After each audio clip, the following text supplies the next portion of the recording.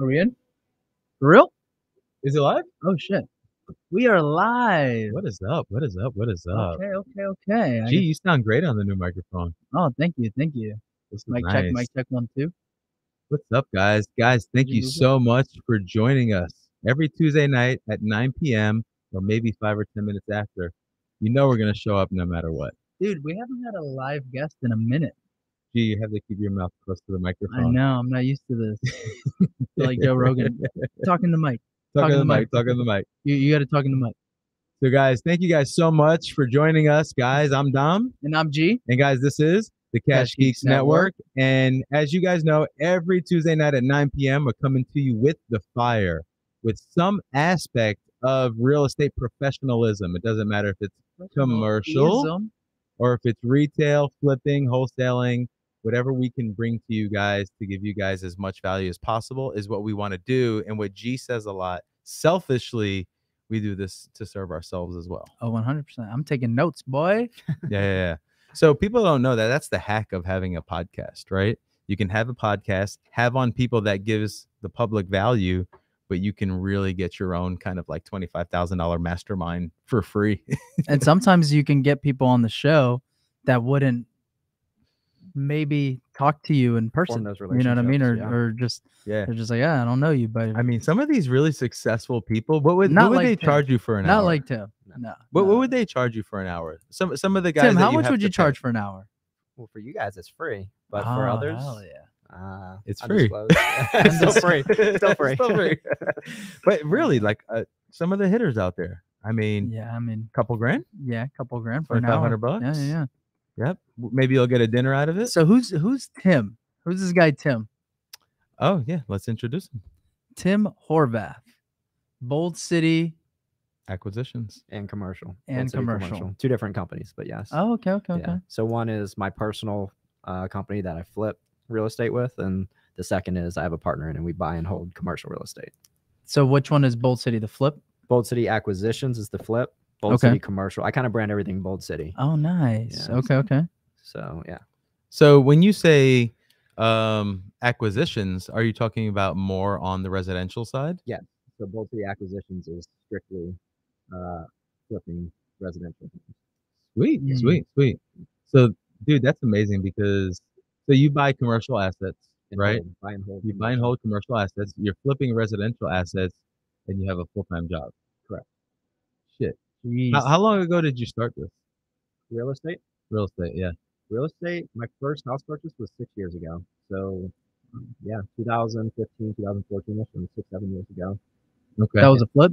No, that was it was the BRRRR method. Oh, the BRRRR. So, yeah. So I bought it. My dad and I personally rehabbed it. Knocked on walls, did electrical, plumbing, all that fun stuff. Realized I don't personally want to do that. Yep. The labor. Acquired a couple more after that, residential, and had a small portfolio. Stumbled into a commercial property. Realized that was the better avenue for me to pursue. Sold off the residential portfolio and went into commercial for long-term holds.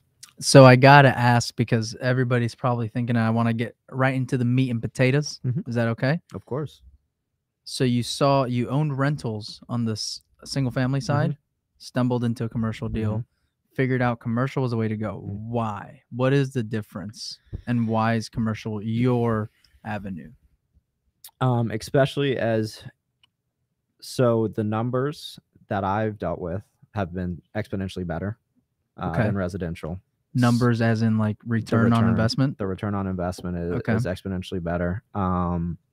They say residential is more stable in regards to you can kind of know and expect what you're going to get. And as far as, there's going to be a higher demand for the residential and more consistent, and the pricing is more consistent in regards to your neighbors pretty much dictate the price of your house. Gotcha. Whereas commercial, you can buy a building, and we've done this several times, and it can be vacant, and your price is based on the value add of bringing tenants in.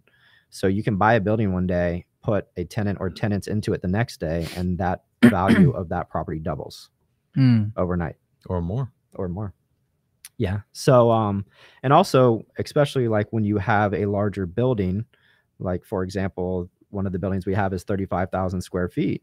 We only have 4 bathrooms in that, but we have over 25 tenants in there.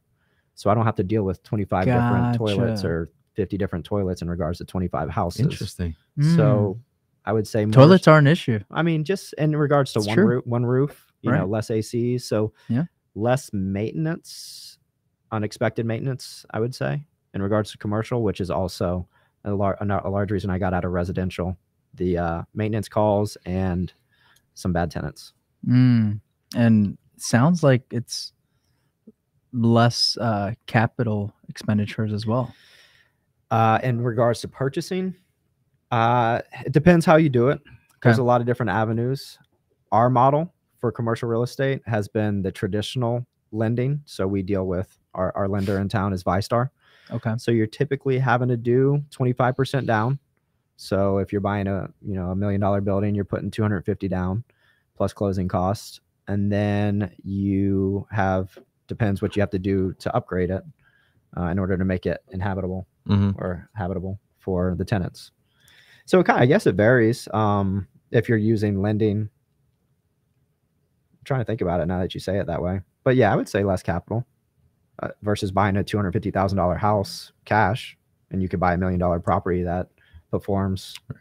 Well, even if it's the same capital, if you have an exponential ROI, right, that's just. So are you typically doing triple nets? Each building's kind of different. So we have right now we have 4 in the process of buying our 5th. Dude, that's awesome. Yeah, the one, and I was kind of talking to Dom about this one beforehand. It's Dang, you guys were hanging out without me? Well, you were busy off getting your hourly rate. I see how lectures. It is. Yeah, it's not like that. Still got to pay the bills, bro. I get it. You got to afford those fancy suits. Yes. Shiny suit, man. I lost my train of thought. What were we talking about? You were telling Dom about your 5th building. Oh, yeah. That you're going into. Well, I was going to say in regards to... Or you're on your 4th or something. Yeah, we have 4, buying the 5th. It's actually a building, if it goes through, we're set to close on the 19th. It is a building that a lot of real estate investors are very familiar with. The old Jacksonville building is, and that happens to neighbor our building, the one we currently have off Atlantic and Century 21. Right. But I guess the point I'm getting at is each building we've kind of done something different, and it's really dictated by the area and the market. And what do I mean by that is the first building we purchased was the old Chamber of Commerce building, and that's in Orange Park, Clay County. And we kind of did the model of Regis in the sense of we had shared space, shared amenities, individualized office, open space too, where you could rent a desk by the hour. Oh, nice. And that worked out well. And we tried that over on our next building, which was off of Fort Caroline. And the first couple months we rented out very well. And then people started dropping off. We got a different clientele. So we shifted our model there to be more of a retail.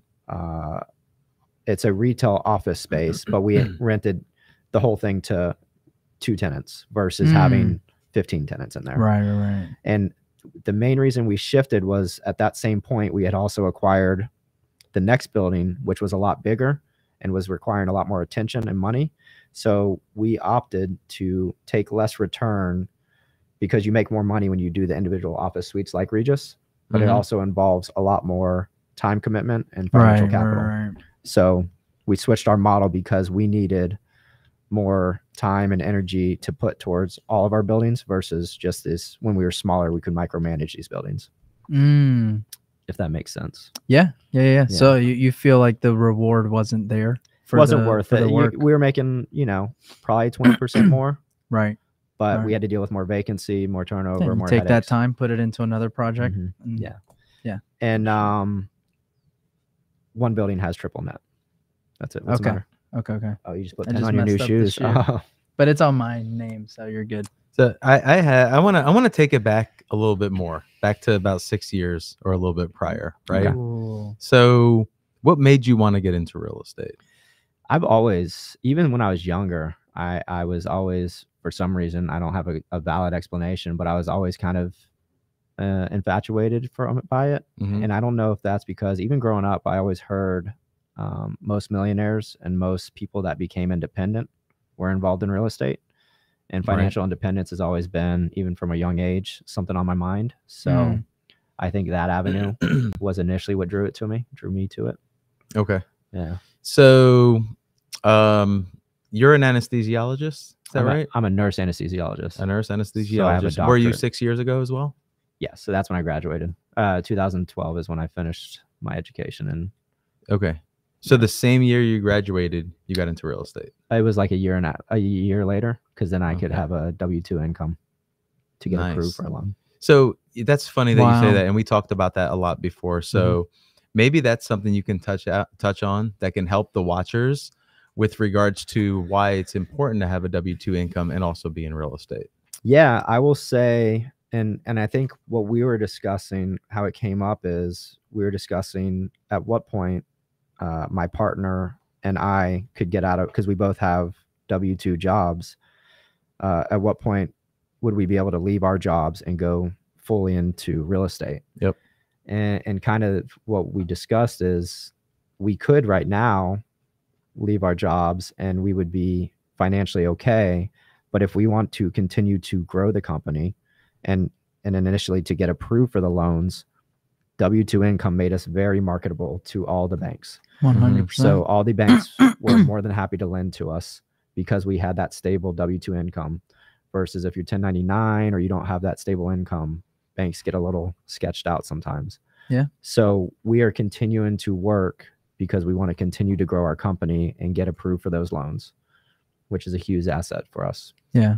That's awesome. So to everyone who's got W-2 incomes and you guys are dabbling in real estate, there's value to that. Leverage everything you can. So try to leverage whatever you can for sure.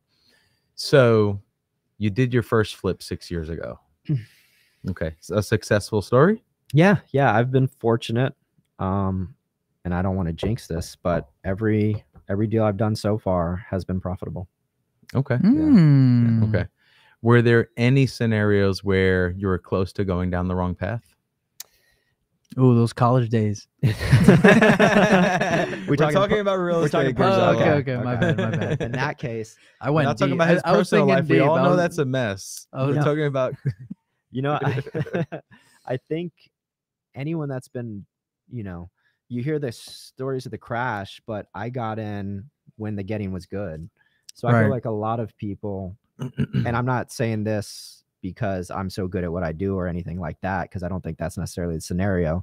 I think we are in fortunate times now, and have been for the since I started, where it's very hard to, even if you make mistakes, which of course we all make mistakes, to not be profitable. Yeah. So, there's time, like, when we did our first commercial deal, it was a completely vacant building, and we were scared that we wouldn't be able to, you have those fears that, are we going to rent this out? What's going to happen? Are we going to be on the hook for all this money? But we had the stability of the W-2 income to where it wasn't a make or break. Right. So that's another benefit of the W-2 is that stable income. If you budget appropriately, you're not going to lose sleep overnight if you don't have a tenant that day. That's powerful. Yeah. Right. Yeah. I mean, you can go down to breaking even, or then right. Exactly. I guess even if you lose a little in that month, if you have a little bit of surplus in the business bank account, it's not affecting your personal. Yeah. Maybe you just don't eat out as much that week. Right. So you've had some, or ramen, you don't go to Hawaii. You've had some ramen months. Of course. How was Hawaii? Are you bringing up Hawaii? It was great. Hawaii was amazing, man. My buddy had won a first class trip because he was a sales performer, and him and his girlfriend had separated. So I was fortunate enough to be off that week. Jumped in. All so you were booty call? I wouldn't go that far, but I did have to earn that trip. I will say no. But yeah, it was all first class to Hawaii, man, for free. Dude, that's when awesome. was this? This was like last week. I just got back 3 days ago. Yeah. Feels like 2 months ago now, but yeah. Okay. And you've been gone for about a week? Yeah, I was gone 7 days. What part of Hawaii? Maui. Okay. Yeah, it's beautiful. Is that like the most known? What is that city? Is that a city or an island? It's an island. Maui. It's an island. Yeah. It's great snorkeling there. You saw I was snorkeling 50 feet away from shore with sea turtles, one as big as me. Yeah, it was cool. Beautiful awesome. island.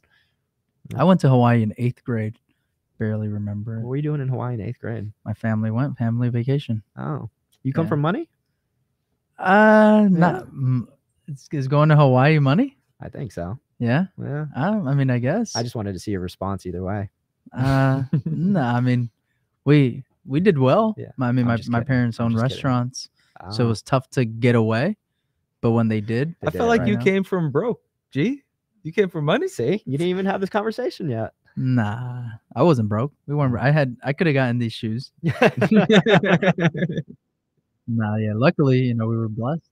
But I mean, we weren't broke, but I never saw my parents. You know, they were grinding all day, every day. All right, so you were rich in a different way. I was rich in a different way. Nice. So I think one of the things, because Tim and I had a dinner right before this show. Thanks for giving me some extra time, Tim. But one of the things I asked was, what's it going to take to get out of your dinner? Naaman. Started from the middle, now we're here.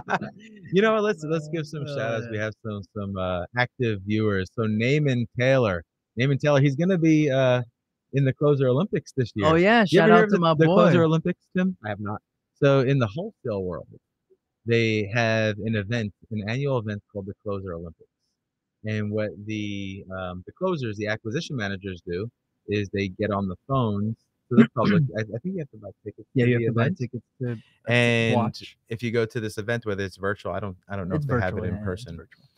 You watch this group of acquisition managers, and they're all trying to close sellers virtually. Cool. Yeah, and they're all like, you know, some are social successful media guys and stuff. So it's like that, cool because you're like, you watch them, and then some are successful. Does he work with y'all? No, he's a wholesaler. I mean, we've done deals with them. Yeah. He wholesales. So like in some markets, he'll partner up with us and we'll dispo it, or he'll flip and stuff like that as well. You know, what's awesome about Naaman. So we did a wholesale training retreat probably 4 or 5 months ago, something like that. Naaman was there, and we were talking about the renegotiation aspect of the acquisition, retrade. The retrade. So he had a deal. And I think it was a profitable deal from what I remember. Yeah. So we're talking about the renegotiation. He went outside, renegotiated the seller, came back in with a $5,000 reduction on a single family home. Yeah. Boom. Made his money right there. Amazing. There you go. His money right there. Shout out to Naaman. Naaman's a hitter. So he's going to be a participant. I think he's going to be the Closer Olympics this year. Right, so last year was the first one. This year is the second one. We got my brother Matthew Hindle. What's up, Matt? My sister Joni. Sharice Whitby. I like that. That's a good little name. We got Chris Varnes. Let's go, champ. Let's go, champ. Christian is going to Hawaii money, says only a guy with money. That's good. And we got Will Whitley. Will Whitley's a part of the team here. So what's up, guys? Thank you guys so much for joining us. Like I said, every Tuesday at 9 p.m. Eastern time. Also, if this is your first time tuning in or you tune in on a regular basis, you can catch all of our past episodes at YouTube. So go to youtube.com/Cash Geeks. And there's your probably have well over 100. Oh, he posted the Closer Olympics link. Trying to get that kickback, boy. Yeah. Is that your affiliate link, Naaman? Do you get any kickback from that? Let us know. Yeah, bro. Let us know. We getting paid. So Tim, so you wanted to get into what's up? Oh, my bad. Oh yeah, you guys were going into a question. Yeah, I was just saying you wanted to get into it because you felt like that was the path to success, right? Financial independence. Financial independence, and still is a large motivating factor for me. Heck yeah. Was there anyone around you at that time that was already financially successful in real estate? No, not that I really personally knew. Truthfully. It's funny because one of the things that I used to talk to G about, and once in a while I bring it up, is in my upbringing, you always knew who the successful people were around you because they owned real estate, right? I didn't grow up. I mean, taking trips money was always tight. Yeah. And did you go to Hawaii?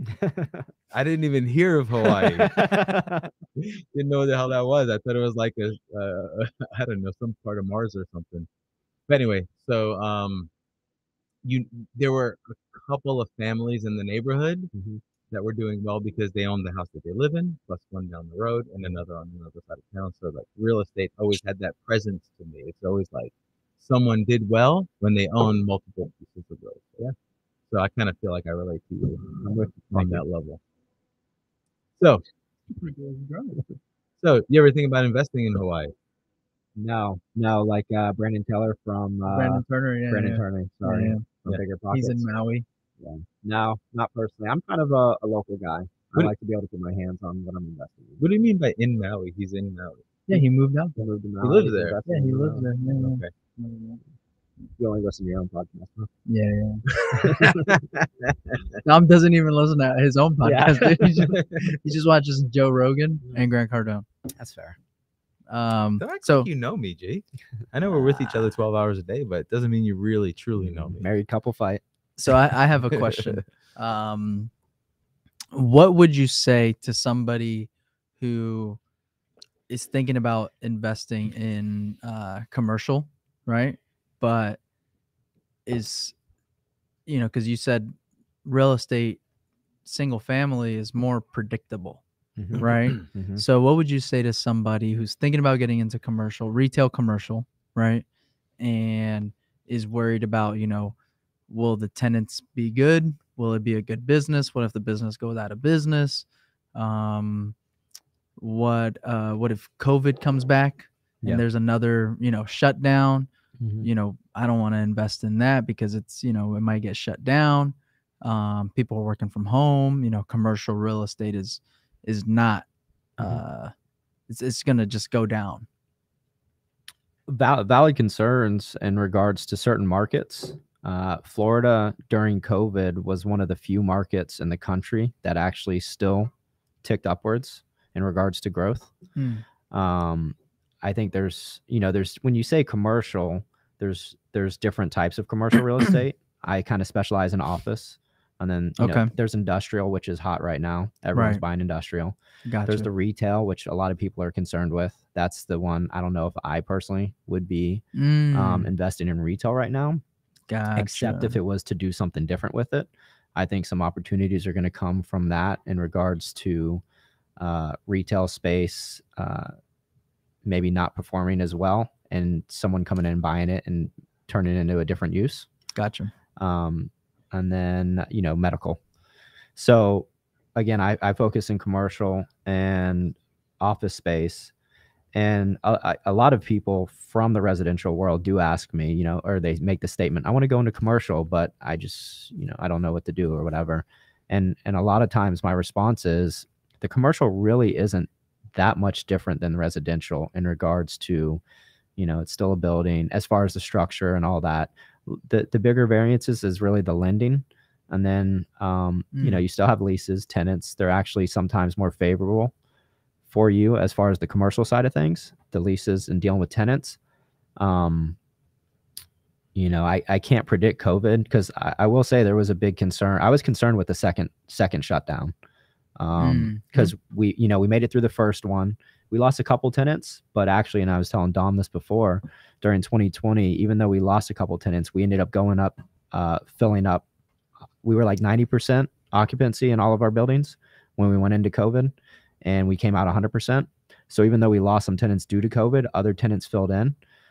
Gotcha. And I think a big, and this is kind of, just to discuss our model, which kind of helps separate us from the bigger people that were hurt, is having spaces that were smaller. So we don't just have, even within that 35,000 square foot building, we don't have, our largest space is 3,000 square feet, which I would consider large for us. Everything else is kind of like the 300 to 600 square feet because we kind of market to the smaller businesses, even to the people, and our prices are reasonable. So it's to the people that don't want to be at home and they can just use this as a secondary office or smaller. So, but your fears that you voiced, you could have the same fears for people that are just investing in Airbnbs, people that are investing in, and I mean, and even residential, a lot of people stopped flipping houses during that. I mean, Yellowbird shut down their operation too.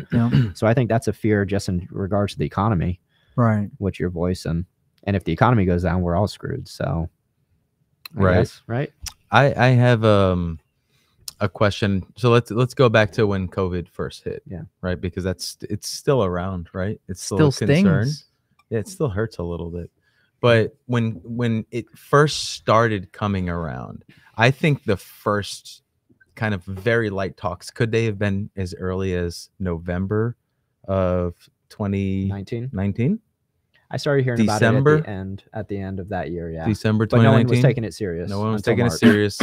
Correct. March was like the biggest month. I remember that. So being in real estate and being a business owner, were you kind of in disbelief? Not that you didn't want to prep for it, but you didn't want to believe it would really affect things negatively. Yes, of course. Yeah. Because I felt like we had that too. How could you prep for it though?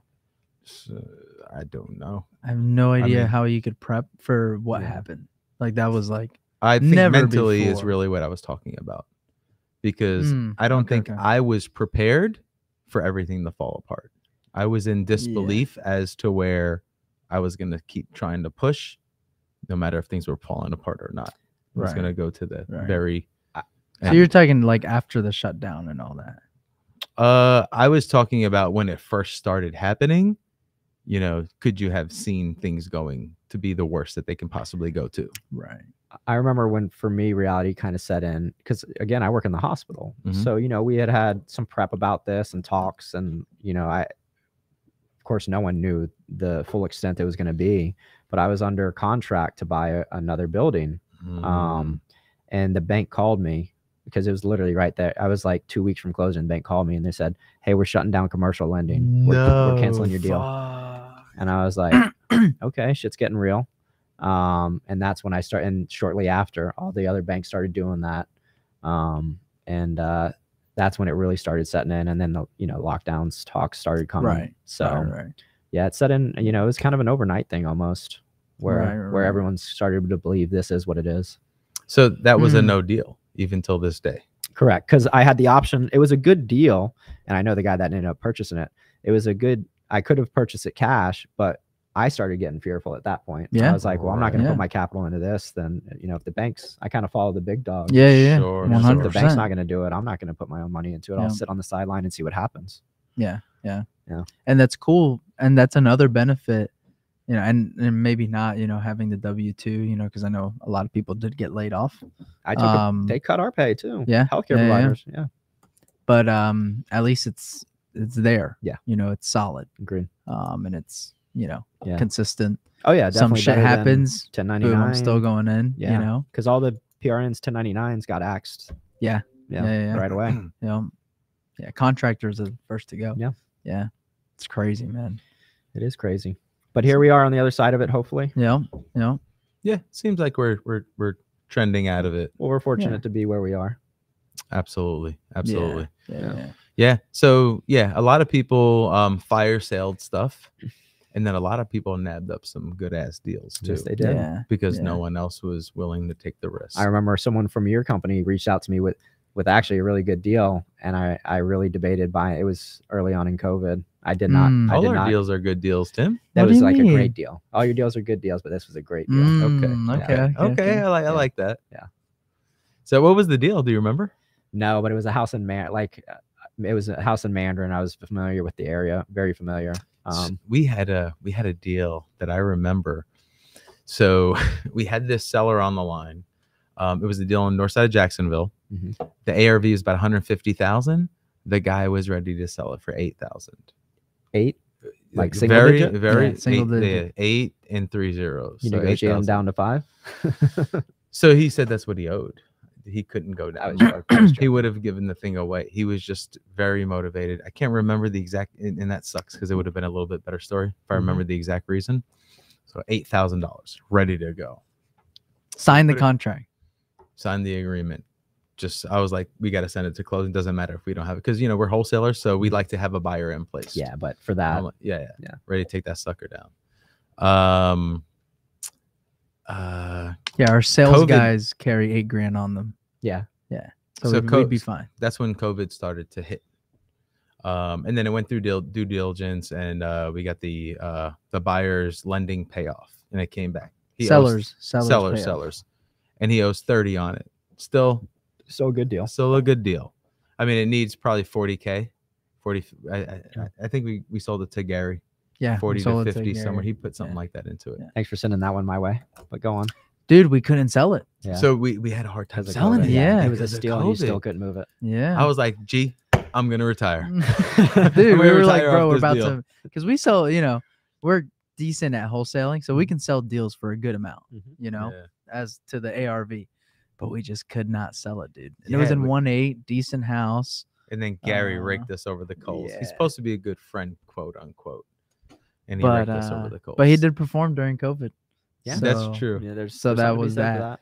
Yeah, lenders did well. Hard money lenders, private money lenders, 4 points in 14 to 16%. It's not bad. I see y'all aren't doing bad. I It's saw not you bad. met your goal this year. That's exciting. Yeah, we met man. our goal. We met our Yeah, goal. we hit the goal.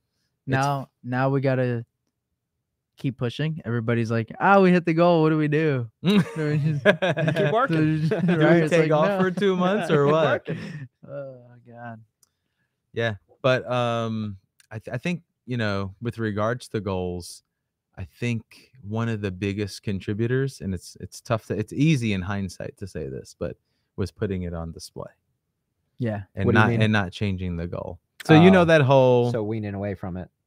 yeah. So when people say things are more powerful when you write them down, right?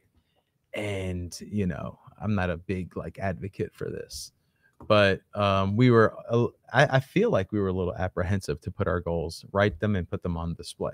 Yeah, it's scary. And It's then embarrassing. This year we had a team member that actually joined our team that was an advocate for putting your goal on display, displaying metrics everywhere. And it's kind of the way we were slightly trending in, and They pushed you over. we wanted to do it. We were a little apprehensive. One of the things we were worried about is we didn't want to shame people with putting metrics on display.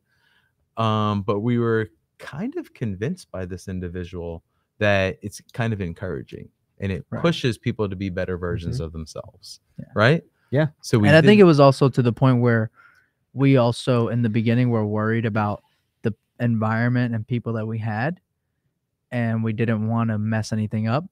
And then we got to the point in our business where it's like, we want to do things our way. And if you're in for the ride, cool. If not, we'll find somebody else. Part ways right? as In the friends, beginning, it's you're not, grow, you're scared. You're just like, dude, I Yeah. gotta make sure, this guy he shows up, whatever. And then after a while, it's just like, hey, we only want nothing but the best. We have a great team, great culture. And it's just, this is the way we do it.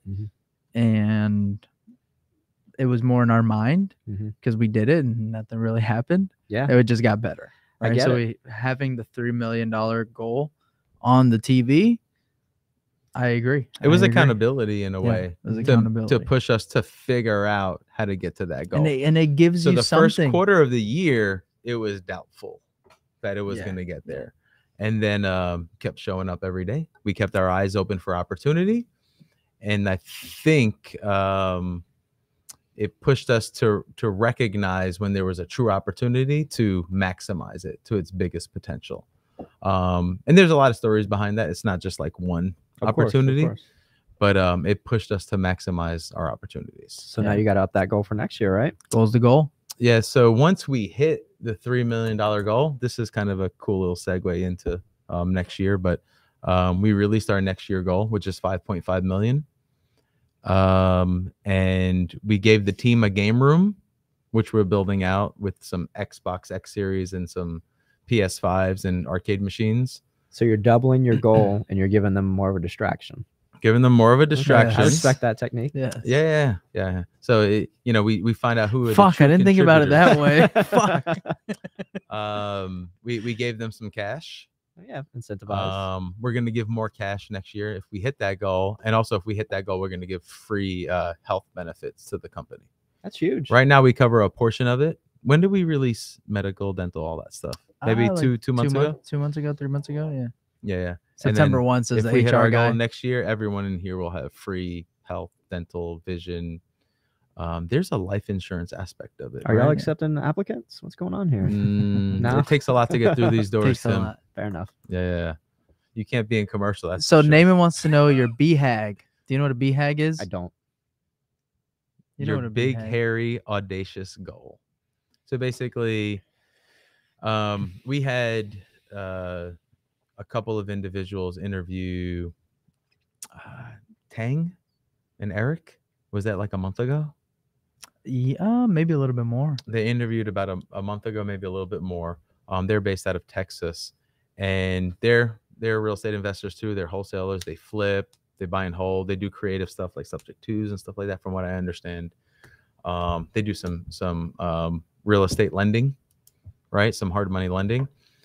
So they have a lot of ways to monetize their income, their dollar. So we asked them what their BHAG. Do you remember what it was? I don't remember. Their BHAG was to be like the Amazon of real estate, right? So they want to be the biggest of all aspects of real estate. And they want to dominate that space, the real estate investment spectrum, right? Biggest lenders, biggest wholesalers, biggest flippers. That's the way I took it and the way I understood it. So it's kind of like this unreachable goal that might take 10 to 20 years to 30 to 40. So just something crazy, because I would say what my initial goal was when I started real estate was to be out of anesthesia by 35. Okay. I am now 35. I'm not out of anesthesia. That's your choice, though. Yeah. Could have been out of anesthesia. I think that's cool, though. I think it's cool that you reach 35 and you have the option to take it, but you choose not to. Because I do have more audacious goals, which I would say is to have, if I had to say a BHAG, it'd be to have 50 million in assets, commercial assets. 50 million. How much do you have now, if you don't mind me asking? Yeah, we're about 5. We're a little over 5. 10x, baby. 10x those goals, baby. But Let's go. It's like a snowball, man. It really does. Like, as you grow the business, a lot more income comes from the business. Obviously, the W-2 stays the same, but you get a lot more capital to invest with. And, better deals come your way. So, yeah, Tim, you got 5 million out there, dude, in assets. Yeah, man. That's awesome, man. Hell yeah. Commercial assets. Yeah, commercial assets. Yeah. That's great. I love it. I'm not complaining. So what are your? We talked about your acquisition goals, your annual acquisition goals per year. Do you want to share those with the? You mean for the both of your commercial? Oh, we didn't talk about that. Correct. Commercial. Yeah. So right now we're trying to grow. We're trying to acquire approximately 2 million at right now. This year is $2 million in assets, and then every year it goes up. Is there like a percentage behind that? Is like a 15% increase, 30% increase? I would say it's probably just better than the last year. It's better than last year, but if I had to put a number on it, 25%. 25%. Yeah. That's more on the aggressive side, right? Yeah, but if the asset, because our company buys assets, well, now, because things kind of changed with COVID. Before COVID, we were able to buy empty buildings, an empty building, and put tenants into it, and we would get lending on an empty building. Since COVID, the banks tightened up, and they only want buildings that are at least over 50%. The last building we had to have at 75% occupancy before even buying. Really? So it's a lot harder. I told you the value add is really putting tenants in there. So you're really having it becomes a lot more difficult to do value add scenarios when you already have a performing asset.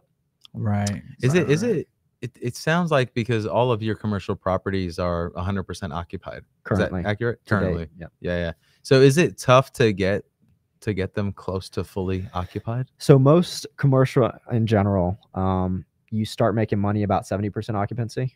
Okay. You kind of break even. So everything over that's, profit. And, we've been fortunate that the markets that we've chosen, the areas that we've chosen, and the way we've done ours, we haven't had too much within a year.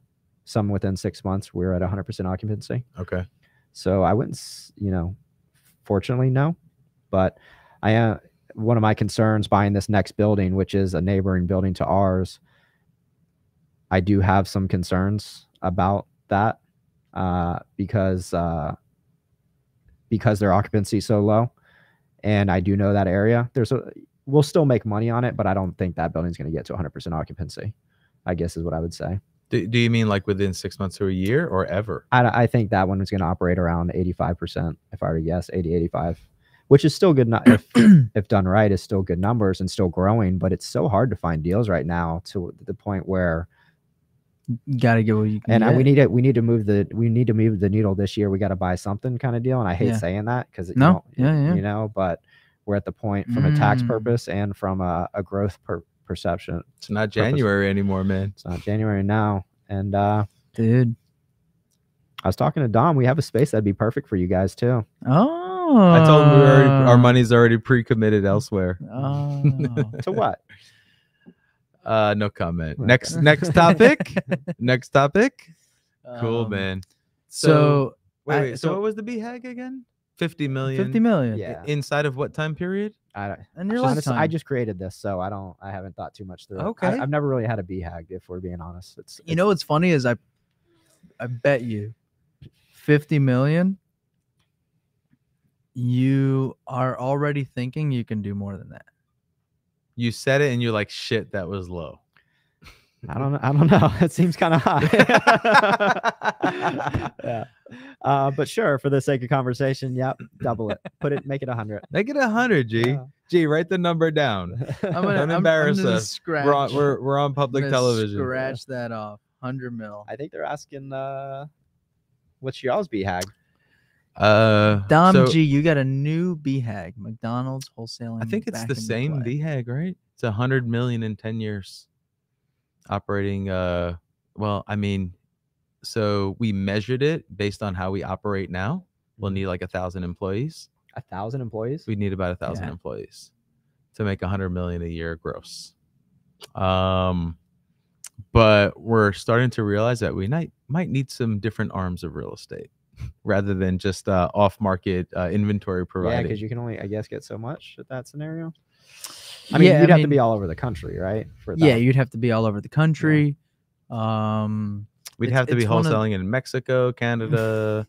We'd Egypt. have to flip a couple countries every year. I'd have to sell Canada you to buy Mexico. a country, put it under contract, sell it to the U.S. That'd be kind of cool. You know.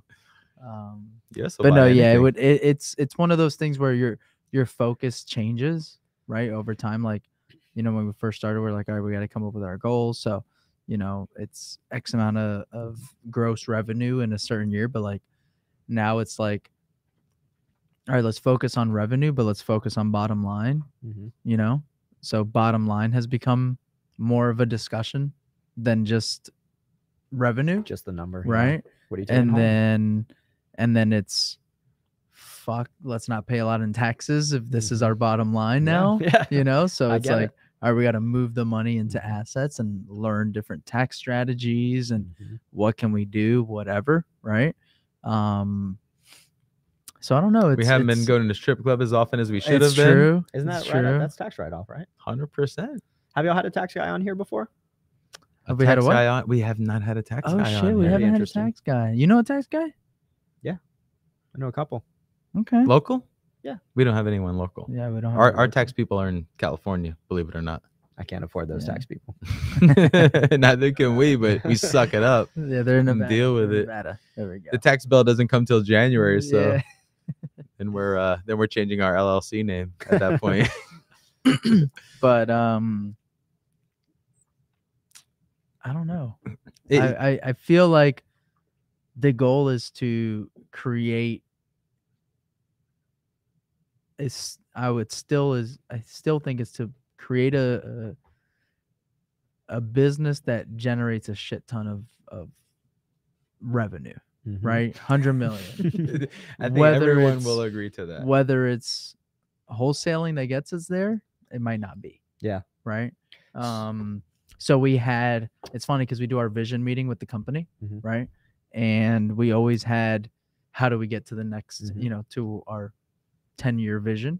And it said, you know, wholesaling and other businesses. But so you just didn't know what they were. We just didn't know what they were, you know. Leaving the door open. And it's one of those things where right now we're at the point where we're still very involved in the business, but can take a, you know, a half-hour meeting, meeting discussion on something else, go into another venture here. You know what I mean? So being a small maneuverable company, right? Which are. So it's right now. Honestly, it's figuring out what is that next move. Yeah. Right. Like we're in the middle of a couple things. You know what I mean? So it's just figuring out what is that next move, and we want to be very cautious on where we put our time. Of course, right? What is going to, and right now it's investing the cash that we have. That'll be I feel like the next thing we have to figure out. Yeah. Right. The next thing where we create, you know, because we're big systems guys, so it's creating a system on when we get a certain amount of savings in the account, because right now it hasn't been like that. You know, our business has taken a hockey stick approach, so it's just been a lot of reinvesting. Let's keep it in the let's keep it in the business, because you never know what's going to happen. That's been our mindset, you know, the first 3 years. Now we don't have to think that way. It's all right, we know what's going to be coming in, so now it's we got to figure that out. And once we create that system on, you know, let's every single month we're going to take X amount and invest it with this person. We're going to buy X amount of properties every month or whatever. Yeah. I feel like that's the next path, and I don't know if 100 million is in revenue, right? It might be you know, we do 50 million in revenue, we have 50 million in assets. You know, whatever. We buy a couple buildings with my man Tim Horvath. Of course, I think that's a. What were you about to say? Something? Go for it. I was gonna say I think that's a big. You know what? I'll take this. I'm kidding. I think that's a big advantage of being in real estate. You can. There's a lot of different avenues. You don't just and you kind of get knowledge of all of them and a little taste of all of them, right? And you can kind of delve into something else. And a lot of it is cross-referenced. You know, they're not completely mutually exclusive. Right. And a great example is we're actually going into commercial property management. So we want to increase our bottom line too.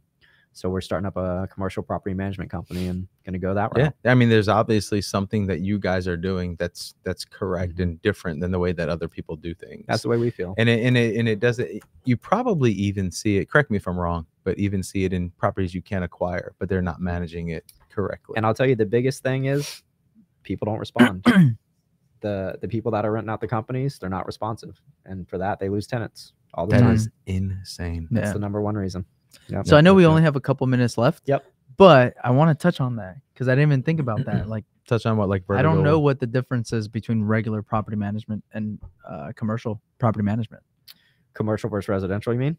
Like, meaning, what does a property management company look like?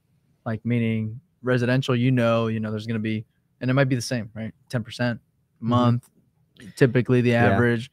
You have your leasing fee that they charge you, tenant placement fee, or whatever, right? You have your lease renewal fee.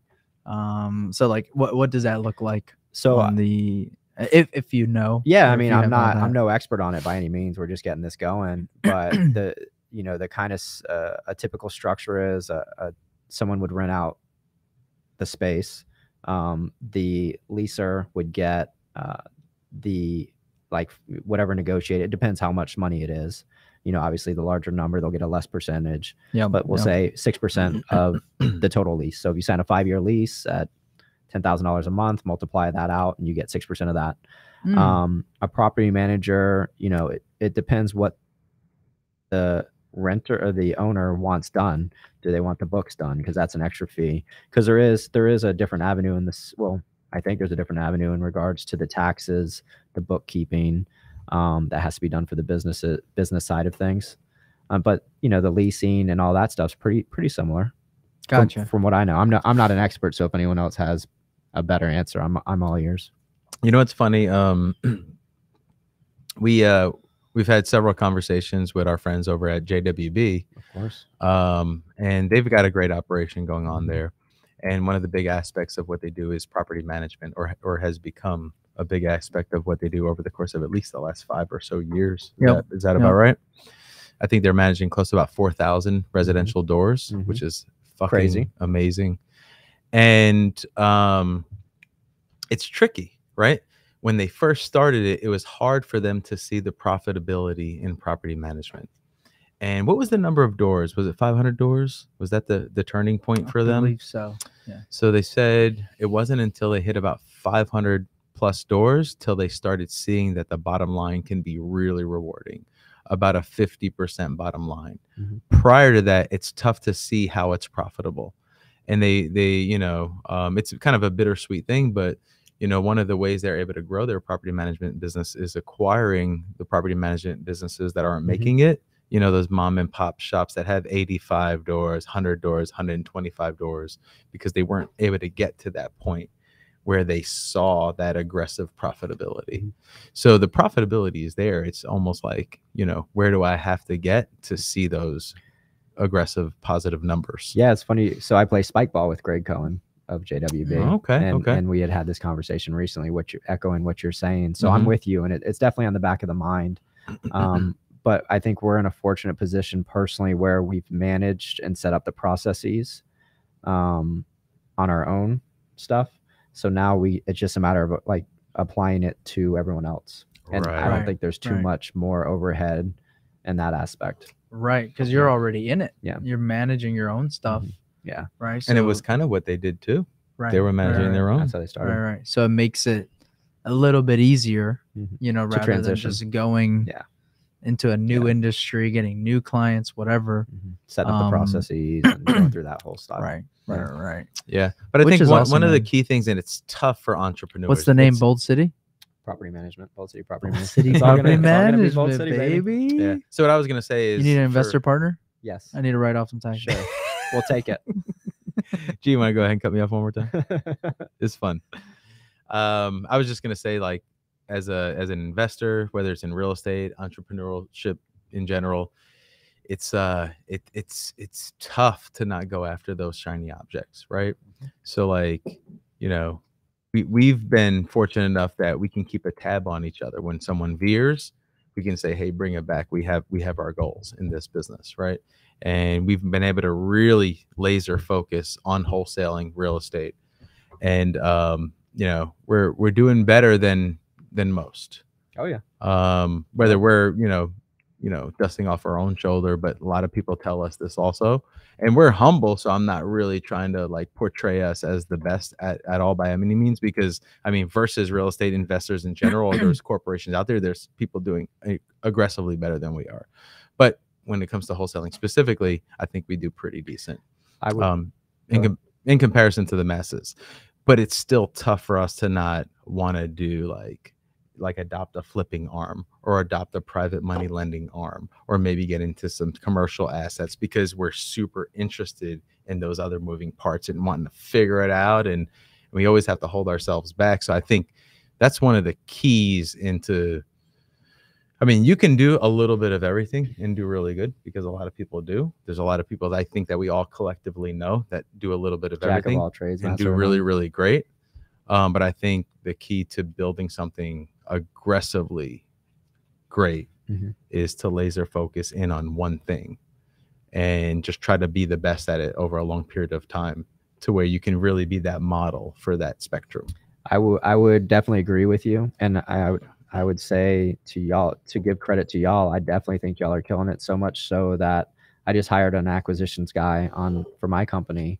And one of the guidance I gave him is to start watching y'all's videos. I sent him to your class tonight. Oh yeah. So I'm putting put money behind it. I went over the script. You and give away everything. too much, Jeez. Well, he's just acquiring from me. He's not becoming a wholesaler. So he's just getting. Dude, we're moving into commercial, bro. Yeah. Why do you think we had you on, bro? Y'all are moving into the building. We had a meeting today with a a commercial he's wholesaler. gonna close us, bro. No, we had a meeting today with a commercial wholesaler. Oh yeah, that's true. Really? That's true. Yeah, he was trying to sell us a triple net building. Yeah. It looked like a decent No, it deal. was in Milwaukee. Yeah, Milwaukee. Yeah. You wouldn't buy in Milwaukee? I mean, Baxter, bark twice if you're in Milwaukee. You guys know that? No, but I'll still laugh. No. Anchorman. Is that Anchorman? It's Anchorman. I recognize Baxter, but I didn't remember the Milwaukee. I I- like investments I can put my hands on, to answer your question. You can fly over there, dude. Put your hands on it. I think we're close to we're starting to broaden our horizons, but we've because one of our main things was to try to buy a shit ton of Airbnbs, and we only want them to be local. I mean, we'll mess around with some vacation Airbnbs, but as far as the short-term rentals, the affordable short-term rentals, like our plan was to get most of them locally. Is that still a goal or no? Yes. I mean, sheltering our tax. You start to look at a great return versus 37% of your income in taxes. So it's like, I'll shelter my taxes and take an 8% solid return. Well, that's why people are buying. I mean, you'll see McDonald's selling for 3 caps, you know, and Right. It's because people just need to put their money somewhere. Yeah. Right. So we're looking for You need a partner in that building?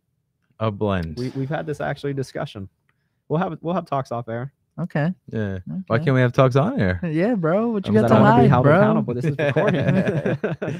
This is recording. Dude, you're saying I'm decent because I went to Hawaii, and the name is asking, what is spike ball, bro? You play spike ball, bro. You made it. Spike Yeah, I ball, spike ball, $20 set of spike balls. Spike ball's the definition of new making it. golf. Yeah, dude. You play spike ball. All right, cool. All Can right, you play spike ball if you're not at the beach? Yeah, you playing great. We can play right here. I'll bring it in It's that not next the time. same, We'll get a game bro. live. It's not the same. It's not the same. With You're the right. shirts off. Come on. Go on. What else are you envisioning there, G? I just like spike ball at the Yeah. beach with no shirts. Should we all take our shirts off? Is that what you're saying? Or am I being hopeful? So, on the note of you is starting your commercial property management company going to be a thing? You're certain of it, or is it something you guys are considering? I mean, we've met because neither my partner nor I are a realtor. So we, and you have to be you have to have a real estate license brokerage to do that. So we've met with 3 companies. We've picked one that we think we want to partner with. Bold City Realty? No, they're their own company here already established, but we've made it clear to them that I'll get my real estate license and we'll split off in 2 years. But because we do want to start immediately, we'll give them a percentage of the share of what we get, and we'll be able to roll hopefully Q1.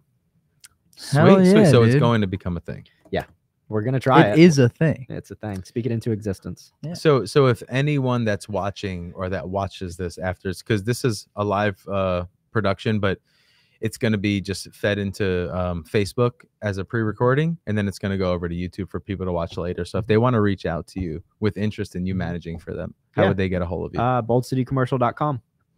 BoldCityCommercial.com. Yeah. Okay. Or my personal Facebook, Tim Horvath. Sweet. We saw a Timmy Horvath. Is that better not be not me. right? Shouldn't be me. Oh, okay. No one's called me Timmy since high school. Let's not start that. Are you actively looking to buy something right now? Yeah, I mean, I'm actively buying. I'm set to close in 2 weeks. All right, but if somebody had a deal, yeah, because this deal might fall through, so we need something. Gotcha. Yeah. Okay. Before the end of the year. What if someone brought you a deal and wanted to move in as a tenant? Do you have a deal? Do you have someone in mind right now, G? I might. I don't know. I'm open to all conversations. You said we have to talk off air, bro. I'm trying to do a deal. Anything you want to talk about, we can talk about online. This is like the biggest hint conversation I've ever heard. Yeah, I'll gladly listen to you talk on the line. Yeah, on the line. Awesome. Wait, really quick on the commercial management aspect. Is there also an email that they let can the reach guy out go to? to bed? BoldCityCommercial@gmail. Okay, perfect. Yeah. Bold City Commercial. You guys heard it. So we're ready to wrap up, or did you have something else you wanted to pick on Tim with? We're good. No. No more spike ball. I jokes? just wanted. I want him to go to bed, bro. He's got a job. He's got to work. No, Awesome, guys. I only work 7 days a month. I'm good. Yep. All right, guys. Shit. So once again, thank you guys for joining us. I'm Dom. And I'm G. And guys, this is the Cash Geeks Network, and we'll see you next Tuesday, 9 p.m. Eastern. Peace.